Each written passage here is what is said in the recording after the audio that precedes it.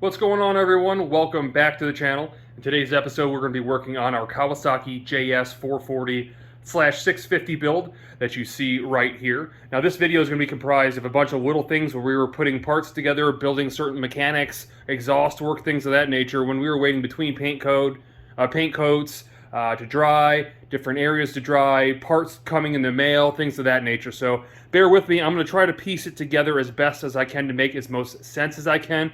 Obviously, we have to work around today's craziness of ordering parts and things online, so bear with me, stick around. If you're excited to see this thing come to an end, you'll like what you have coming.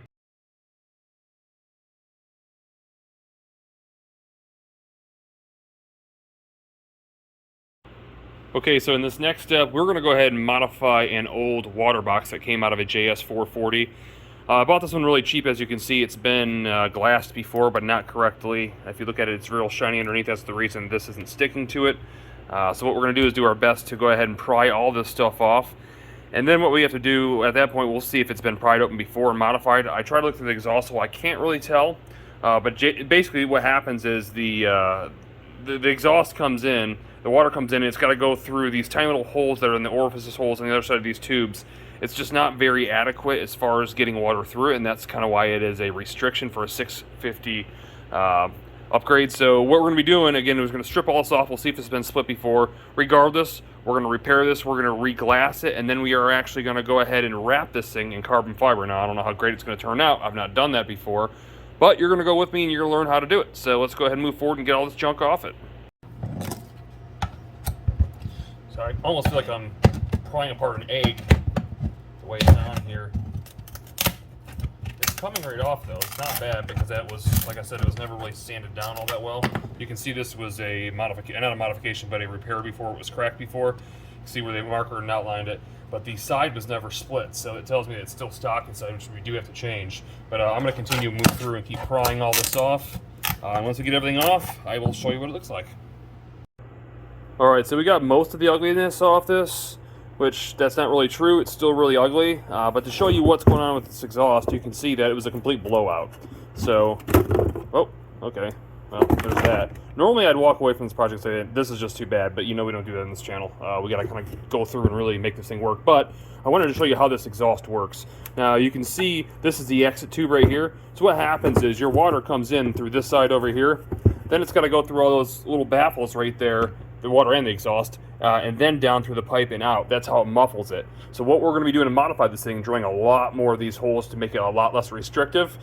But the most important part is, well, we got a lot of fiberglass work to do, and I have a suspicion that we're going to be able to do it. I don't really give up on stupid things like this.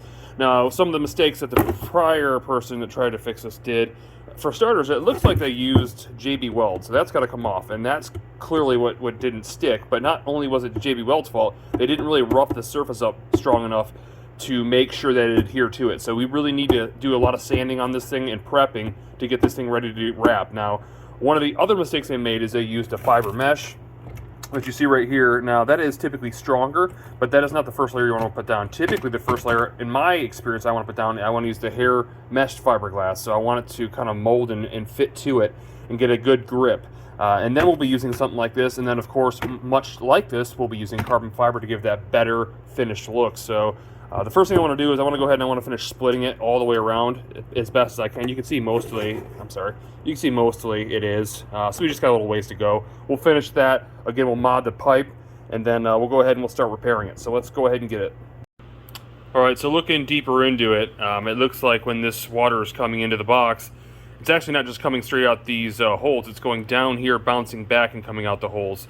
So I need to be careful. I need to get this cap off and figure out, do I just drill this and tack weld it back, or exactly what do I do with this? So I'm going to do a little bit of research, and then I'll probably take this thing off and I'll show you kind of what I thought. Alright, so there you have it. We got our mechanical section done. And what I did was I went ahead and left the thin metal mesh half circle thing in there, the dome, put the cap back on. Now, after looking at it, I realized that dome's pointless. The mesh one, you just leave it out. It's not really doing anything, because actually, if you look, the exhaust ends way up here, so it really doesn't do anything that I can see. But I didn't really want to drill a hole in the backside, and the reason why is when the water's in there, unless the water's above that hole, it's going to be straight through pipe. So by doing this, what I did, it actually keeps the exhaust coming through the actual water as long as there's water in the water box.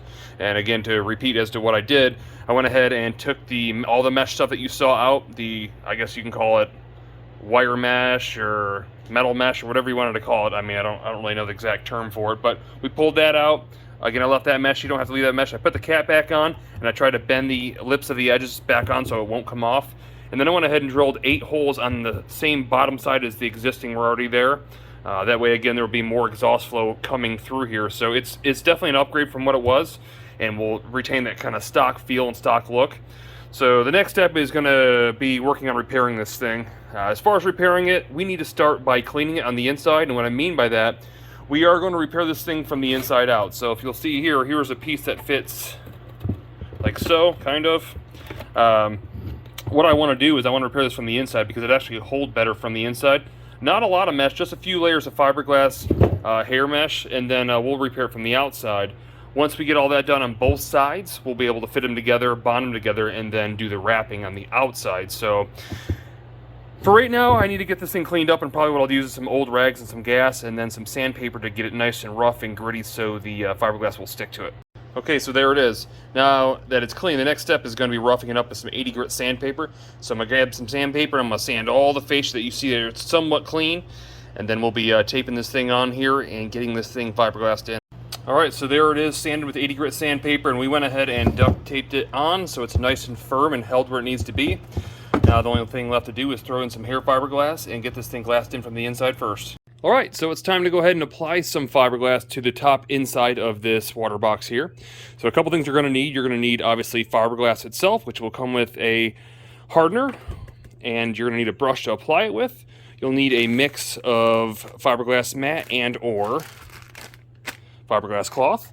And then what you'll use is you'll use your tray off the top of the Bondo to mix your fiberglass inside. If you don't have a tray or you don't want to use the tray because you want to reuse it, which a lot of times you can bend it and pop the old fiberglass out, you can use the bottom of a water glass like this.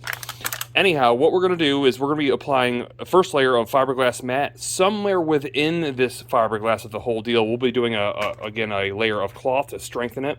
And then obviously that will be finalized by a layer of carbon fiber for both looks and strength. So what I'm going to do right now is I'm going to pour this in here with the catalyst or the hardener inside here, mix it up, and then we're going to apply a thin layer over top of the inside of this. Then we'll lay our fiberglass mat inside and apply another layer over top of it. Let me show you what that looks like. Alright, so first step, you're going to go ahead and cut out your piece of fiberglass mat. You want to make sure it kind of fits and conforms to where you want it. So you want to cut that to be true as possible. You see I have a corner cut off because of where this goes here. So you want to make sure that you test fit it and that it fits all right and that you're not getting into your dirty section, because if you do, it's not going to stick and then it'll eventually peel up. You won't be happy with it. Go ahead and pour some fiberglass. Make sure you don't put your catalyst in it until you are ready to actually put it on. It does not take long and this stuff hardens. So you want to make sure that you have enough time to apply this stuff. So go ahead, remove this. We are going to take our hardener here. We're going to add a hardener. Well, it needs a hole in it to open, so let's go ahead and put a hole in it. I need to find the right tools. Give me a second.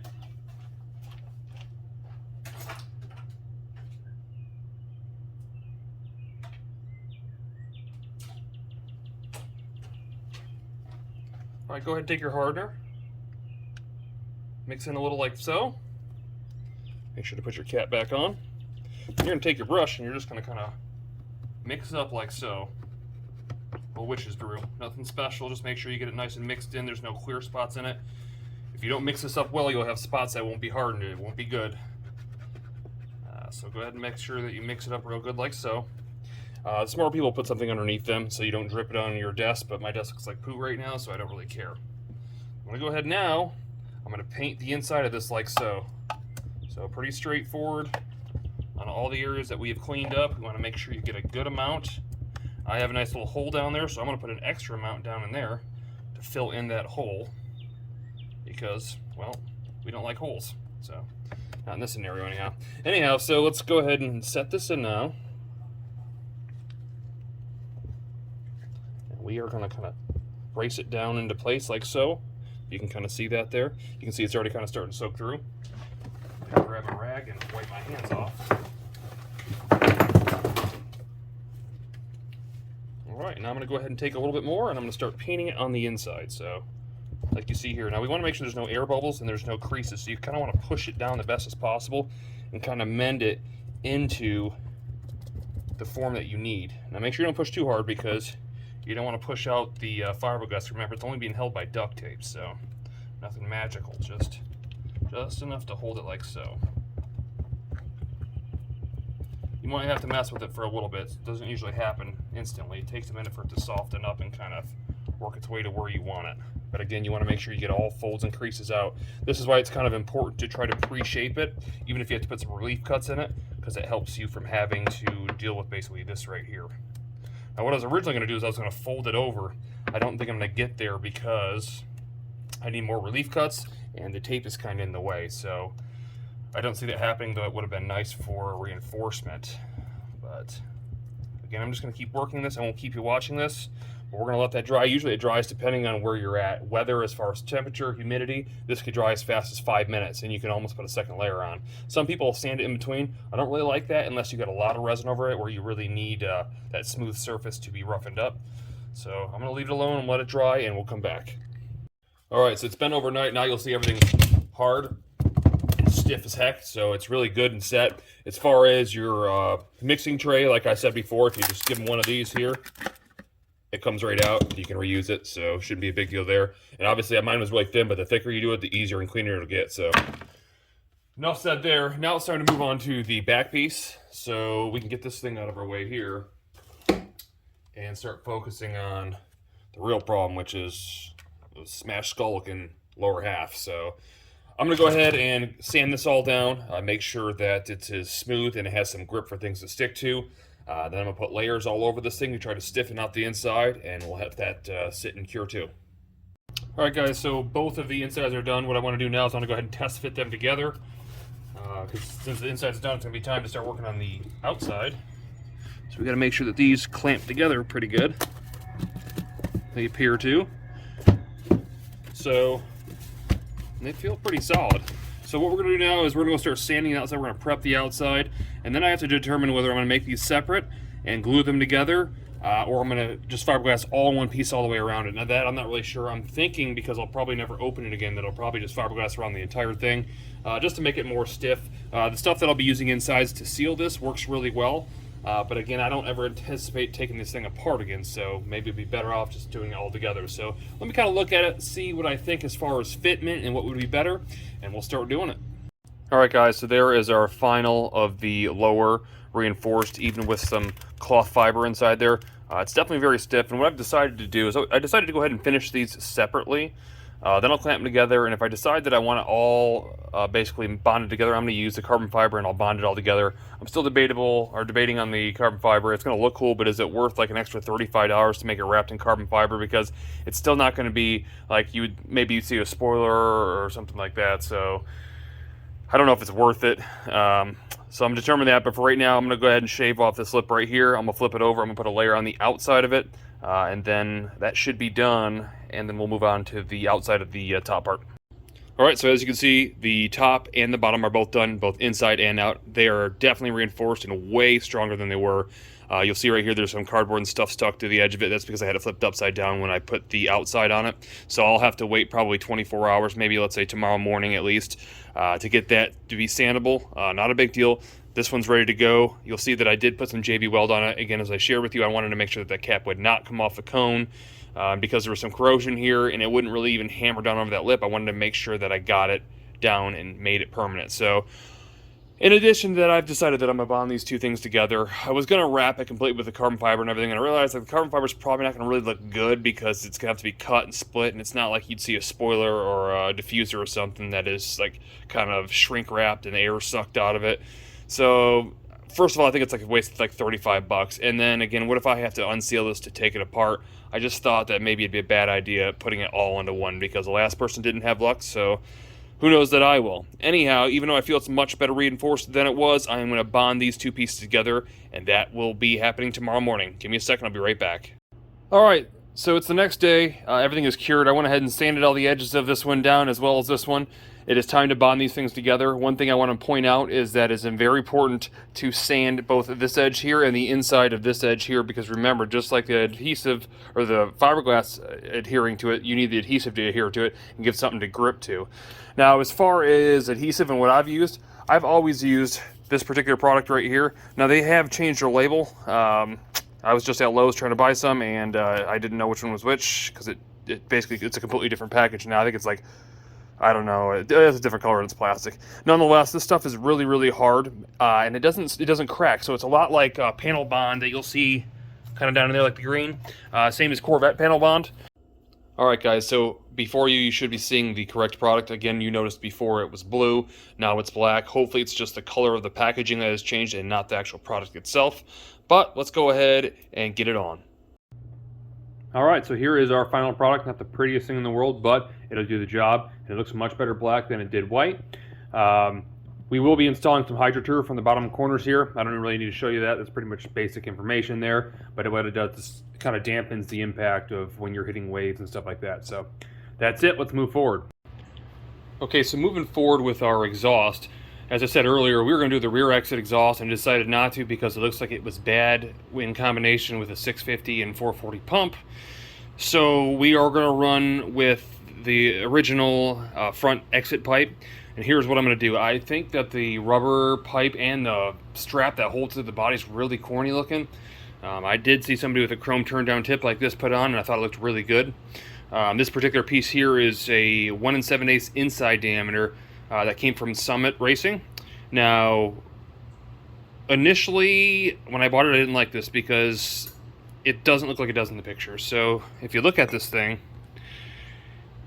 after I say this, you guys aren't going to be able to get it out of your head. This thing looks like a bath, like shower, or like a bath, like water outlet. It fills a bathtub. You see it now, but it is what it is. They ended up getting a refund of my money because it's not what's pictured inside. The main picture is it's straight down here, and it's actually an inch longer. So they gave me my money back, told me to keep it. So I said, you know what, I'm just going to make use of it. I'll make it work. It looks okay. You don't really notice the whole bathtub thing until I point it out, but again, now you're going to see that forever, so deal with that. Anyhow, moving forward, to get this thing to fit, I had to grind out, because this particular model, again, also wasn't pictured, is kind of coned off in the center here, or towards the end here, and I had to grind out, as you'll see right there, to get it clearance, and grind a little bit on our original piece that comes out of the hull. And what I'm going to do right now is I'm going to go ahead and wrap some tape around here. I am going to paint this part with our beloved bed liner paint, and I'm doing that to give it a little bit of contrast from the rest of the black body. Plus it gives rid of any kind of scratches and stuff like that. You don't really see all that stuff, so I think it'll look really good. I'm going to go ahead and spray that real quick. Then I'm going to attach these two right here before we put it on, and this thing will get a rivet through it to make sure that it doesn't go anywhere. Alright, so I went ahead and got it painted, and I figured why not? While I'm at it, why not paint my hands too? So I went ahead and did that for extra fun. Next step is, you'll see I put a mark here and a mark, if you can see it, right there. And what I'm going to be doing is sliding onto the position like that, and then I'm going to drill a hole all the way through it, and we're going to put a rivet through it. Alright, and so there it is, all ready to get put on. Alright, so the next mod we're going to be doing is a fuel tank mod. I know you're probably saying, what? Nothing crazy, just this is more of an aesthetics mod. So as you can see, fuel tanks are always ugly. They're discolored plastic that used to be white or clear, and it's not anymore, and you just can't do a whole lot with them. So what I've done is I went ahead and made a tape line here. This is going to be our fuel meter indicator. So basically when you pop the hood, you're going to know how much fuel you have. You won't be able to see the rest of it because it's going to be all black. And then obviously I covered the inlet and the outlet. So I'm going to use the Fusion Krylon paint. It's good for plastics and all the way around. So I'm going to go ahead and spray this. I'll show you what it looks like. All right, and so there is the fuel tank. I'll be the first to admit it's kind of hard to visualize what they would look like with the hull looking the way it does right now. But nonetheless, I know it'll look way better when this thing's all together. Let's go ahead and move forward. All right, so right now what we're going to do is we're going to build that support for the rear bulkhead. And the bottom half of it's going to be like a T, almost like a T. It's going to be steel, and we're going to fiberglass that in. So what we're going to end up doing is we're going to shave this lip off right here, and it's going to be a big flat bracket area here with a lip that comes up that's about 1 inch tall. And then we're going to have another bracket that bolts onto the face of this through these 3 bolts right here that goes down and bolts to that. So to give you an idea, what I did is I went ahead and kind of measured everything out there. That's kind of what it's going to look like as far as, you know, bolting right on there. We'll have to bolt this on after we do that. Or maybe vice versa, depends on where I need it to lay. But what we're going to be using is this tool right here. Now this is a CNC machine. I know some of you guys when you watched the R6 build, saw us build a bracket, which was this right here, for our gauge cluster, because we had the dirt bike handlebar kit on it. So same idea, we're going to use that to cut it out, if I can even remember how to use it. This thing is pretty complicated. I did build it, and it was actually easier building it than using it, so for whatever that's worth. Anyhow, I'm going to go get these in the CAD software. I'm going to try to put together the G file or the G code that we need to cut this out, and well, I guess we'll see if that works. Alright guys, so this is definitely a cool thing, cool setup. It is super difficult to figure out, and the software is like, if you're not really good with computers, unless you have somebody to walk you through it that knows what they're doing, which I never did, it's very, very difficult. However, we are ready to start cutting. I think first thing I did was I laid down a piece of paper with that pencil you see right there, and I let the pencil draw it out. And that's how I kind of knew it was going to be the right size and shape and everything, that the machine was functioning correctly. That's kind of your test bed. Now I got the actual piece of aluminum on there. It's going to start cutting it out over there.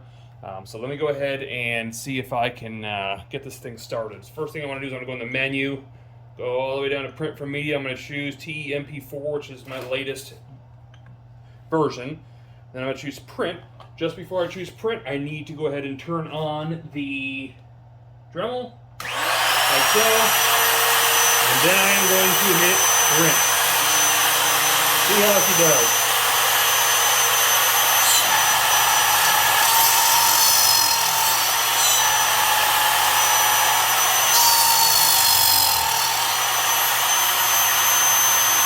You can get kind of a hint there. It'll run all the way around it after it does all its holes. I know it's loud, it's probably annoying, I'm not going to show you the whole thing, but I'll cut you in towards the end when it's finishing up.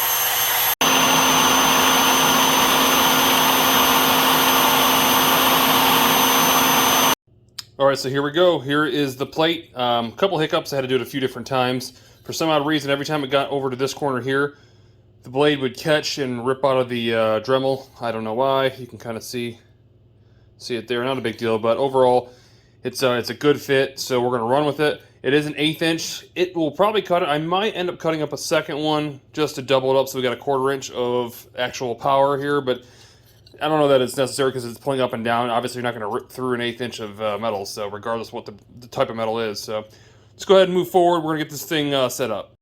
All right, so now that we have this thing in place, I'm going to have to pull this back out. We're going to make the lower bracket, and I'll show you right here. This is basically what it's going to come out of.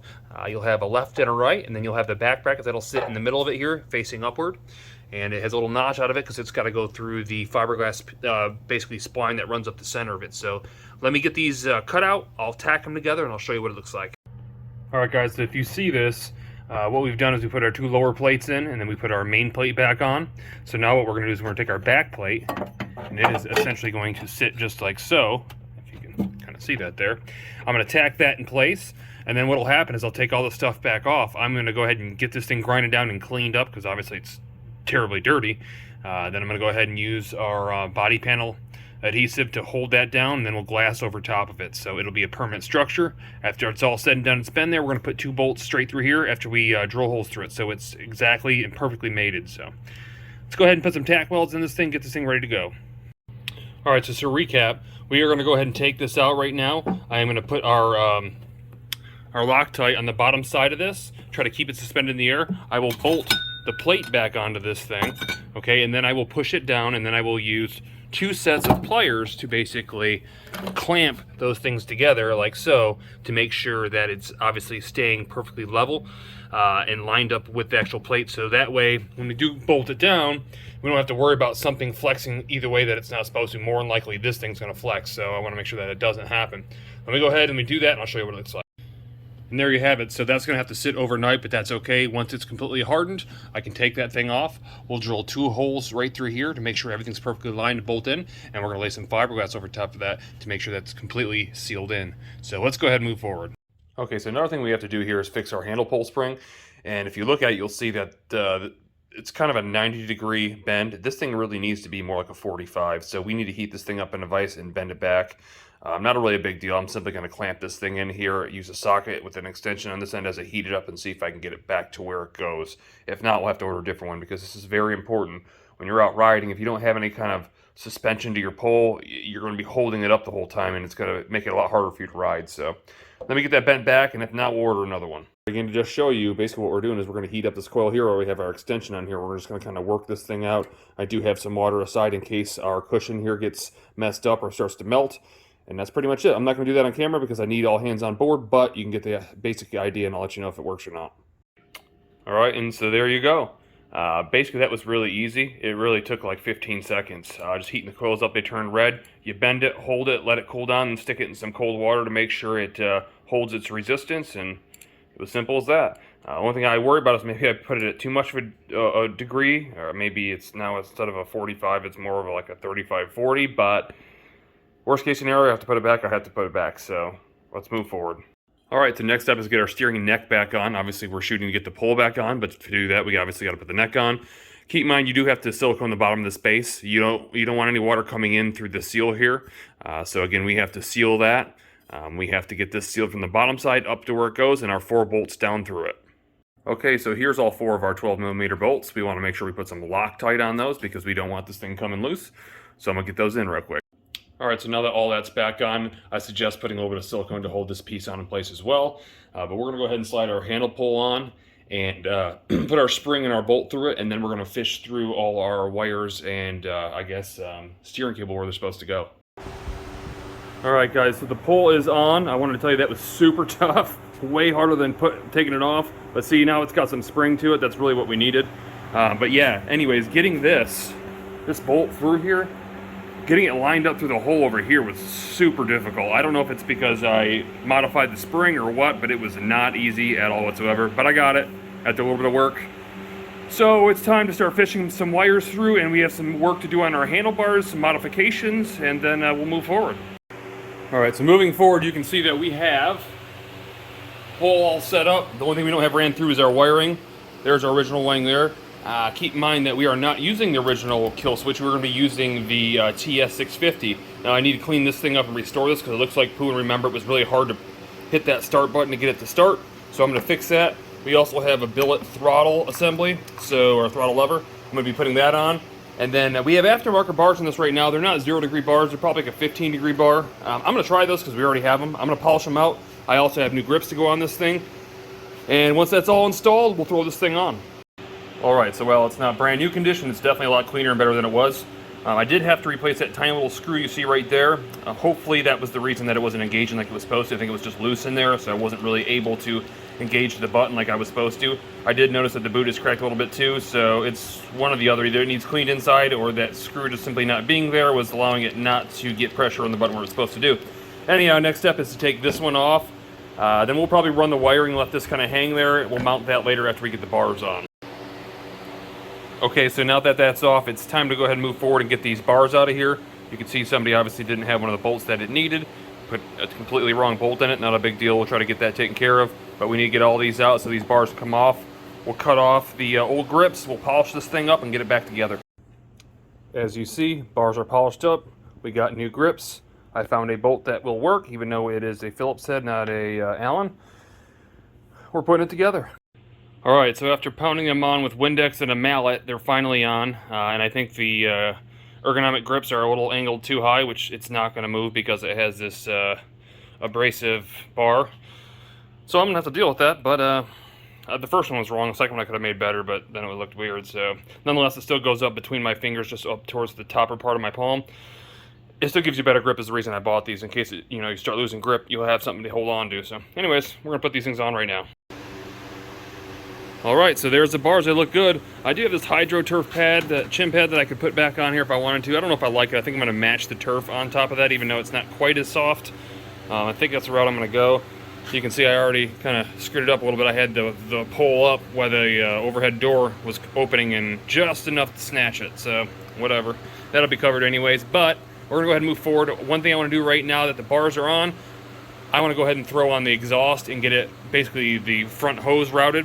At least the exhaust outlet, I should say. Get the front hose routed so it's out of our way and we can start getting things inside this hole.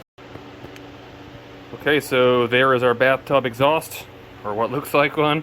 Now I'm going to go ahead and stick the rubber tube on the inside. Now I'm not going to put the water box in yet just because I have to modify the wiring coming from our lanyard switch, or our start switch. And it's pretty short, it's way up in here. So I don't want that water box in my way, having to deter around it. So I'm not going to put that in yet, but I'm going to go ahead and get this tube on for now. Alright, so I kind of screwed myself here. I was getting ready to go put on the gas filler cap, and I don't have the original gas filler tube, and I thought, man, I for sure can make one out of all the tubes I have, and well, I can't. So it looks like I have to order one. That said, I got one last thing to do up front before I do anything else, and that's going to be putting on the hood strap right there. We obviously got to mount it onto its two holes where it belongs. And then we're going to move back. I think we're going to stick in the jet pump for now and get it out of the way. So we're ready to drop in this engine because I got to get the engine in to do the exhaust and do so many other things. So we got to get that pump out of the way first to make sure that's aligned and spinning smooth again. So as you see, I got the impeller in. Now it's time to go ahead and put in the pump. You want to make sure you put a good amount of silicone around the top of this here, because what's going to happen, you can kind of see right up around here, we want to seal that so there's no cavitation. If water starts getting through there, it's going to throw the pump off. So we have to go ahead and make sure not only is not water sneaking through the sides of it, that it's all going through the pump to give us maximum thrust. So I'm going to go ahead and slide this thing on real quick and bolt it in. Alright, so the pump is in. If any of you guys have a situation where you're wondering, the pump still has to go another ½ inch and it won't go any farther back, well, hopefully you're smarter than me and you didn't have the impeller on backwards. Yes, I'm a DA. I had the impeller on backwards. Anyhow, just for reference, the actual nut side of the impeller faces the rear of the ski. But now that it's in, everything's locked down. I just wanted to make sure it's okay. We got a couple of extra toys we're going to put on. I just put a coat of paint onto the exit nozzle, so we're waiting for that to dry, but I downloaded some hull extensions for this ski, which are actually really cool. I think it was like $5 for the STL file for a 3D printer. So if you guys have a 3D printer, definitely save yourself about $200 doing that. If you don't, go buy a 3D printer. You can find them on sale at like Micro Center for $99. Print your own and you'll still be $50 ahead. I think it was like $12 in material, painting 100% solid, or printing it 100% solid, and it was like $5 I think for the STL file on the link below. And yeah, we're gonna put them on. Okay, so in order to install these, is really simple. Go ahead and drill these out to 3/16 of an inch. Line it up exactly how you want it, like so. Drill a hole through your first pilot hole. Once you have that, you're gonna make sure to put silicone in the back of this. We're gonna put in our first rivet, and we're gonna use our rivet tool to hold it in. Then we'll go ahead and drill out the rest and rivet the rest. All right, so there is one of them right there. Pretty simple. I think the site had two different options too. They have the one that's shaped like this, which is for better top speed and better planing out. And they have one that has a kind of a cutout right here. I think it's for cornering or turning or something like that, handling. Whichever one you choose, but I think again the STL file is like $5. So the pump is complete. All I have to do now is put in our aftermarket LS intake grate and ride plate. A little bit of work to do on this as it was used. It's got a little bit of chewing here. I gotta clean up, not a big deal. I'll clean that up, let's throw it on. So the intake grate and the ride plate are now on, and that makes the jet pump finished. It's time to move on. So don't laugh at me, but I almost totally forgot to put my bolts in this lower part here to make sure that it was confirmed and it was stiff. It is now, obviously. I'm glad I remembered, but I totally forgot. Anyhow, moving on, we're going to try to get the gas tank ready to get put in. And what we've done with this tank, I think I've already showed you. It's been a while since the video's jumped around, but we went ahead and did a viewing level right here, and everything else is painted black. We went ahead and put some heat shielding on the side since the 650SX exhaust will be really, really close to this.